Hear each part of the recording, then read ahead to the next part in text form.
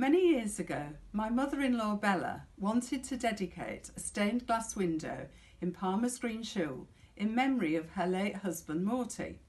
She chose the story of the spies from this week's Sedra, Shelach lecha.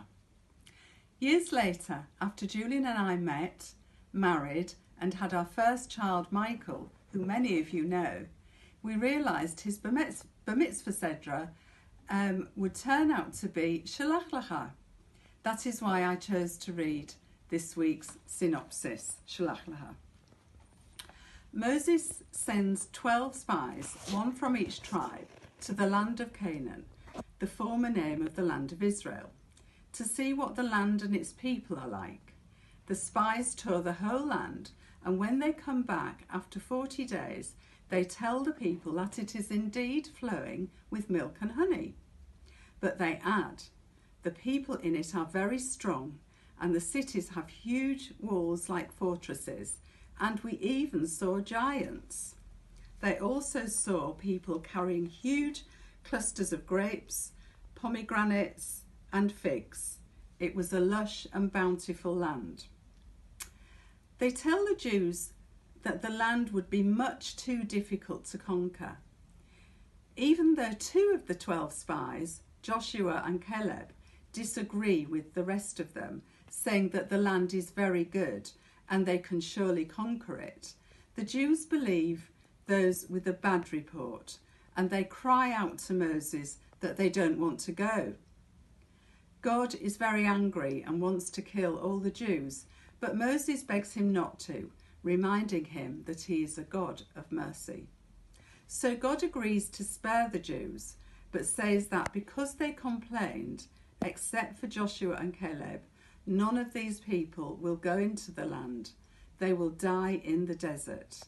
Then he tells Moses to turn around from the direction that we're going in and head to the desert. When Moses tells the people that they would have to stay in the desert for 40 years instead of going into the land of Israel, they realise what a horrible mistake they have made. Some are very sad. Some of the people say, okay, we realise we have sinned and we are ready to go to the land. And they go up the mountain, getting ready to enter the land. But Moses tells them that it is too late. They should not go because God is not with them and they will not succeed. They went anyway and suffered a terrible defeat by the Canaanites and the Amalekites. This week's Sedra, we also learn about the mitzvah of challah. When we bake bread, a portion of it must go to God.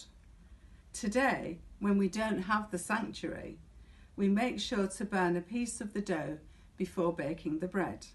And in fact, I'm making challah today, and here's my little bit, my extra portion, which I'll put in the oven and just leave it to burn.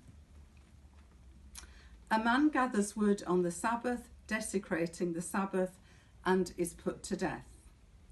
We also learn about the mitzvah of tzitzit this week, fringes worn on the corners of the 4-corner garment. When we see the fringes, we remember who we are and the mitzvah that God has commanded us.